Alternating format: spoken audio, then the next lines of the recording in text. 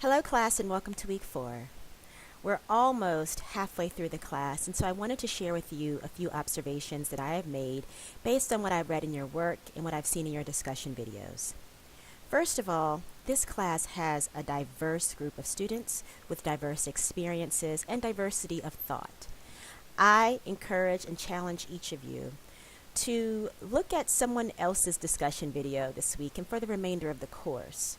The reason why I say this is because as an instructor, and also as Associate Dean of the program, but really as an instructor, I've noticed and have data that oftentimes students sort of gravitate toward the discussion videos of their friends or toward discussion videos that are shorter in length. And so if you do like a 3-minute video, you'll get a lot more comments than if you do a 13-minute video. But the reason why I'm challenging you all to do this is because you all have phenomenal experiences, diverse opinions, and I think this is how we grow.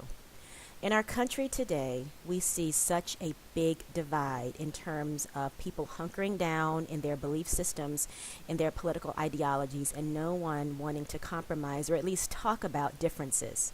I think this spills over into everyday conversation. After the election, for example, people talked about how they couldn't go home for Thanksgiving because they didn't want to fight with their family members. As counselors, we are charged to have very difficult conversations. We are charged to be able to hold space for differences.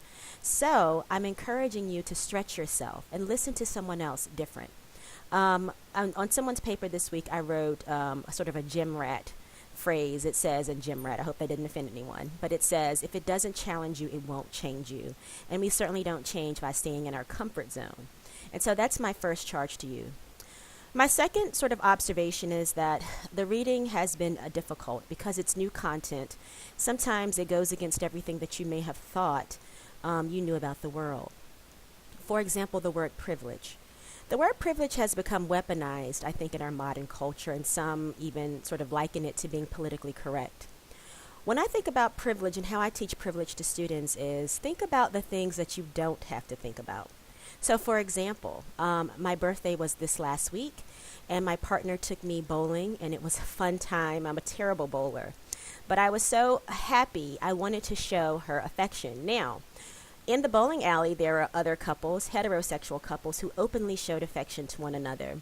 However, I looked at where we were, I looked at our environment, and I realized that showing affection might actually be a disadvantage to us because it could put us in danger, it could open up the door for lewd comments, etc.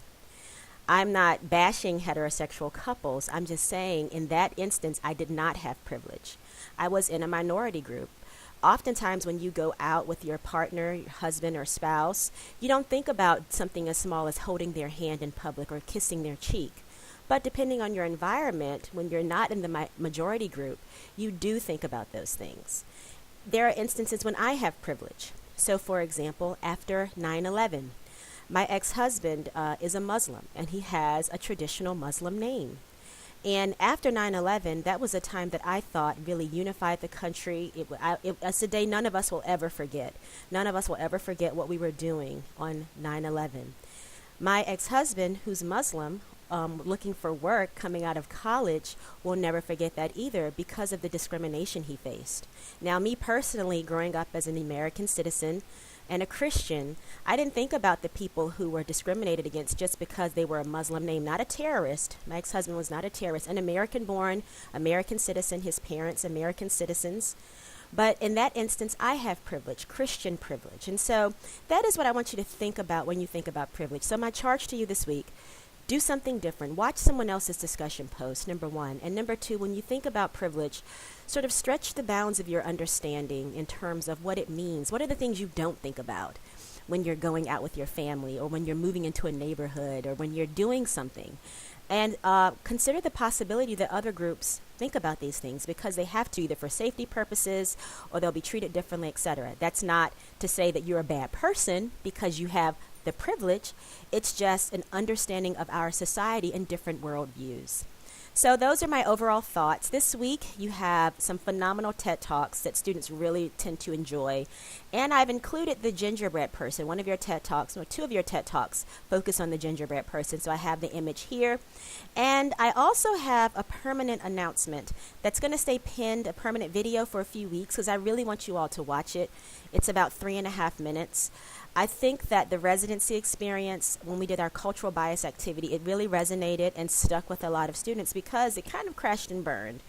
We've done that every residency, and in your residency, we were unable to really get the group back together to have a conversation that was both healing and one that was geared toward understanding. The video that I've posted kind of approaches that. I want you all to think about what you don't all the time see when you look at a person that sort of speaks to their diversity, that speaks to inclusion. So these are my announcements this week. Oh, you have a discussion post that is due. Your journal entry, you'll get to work with a couple on their otherness. And so I'm looking forward to your responses. Please let me know if you have any questions or concerns about this announcement. Thanks.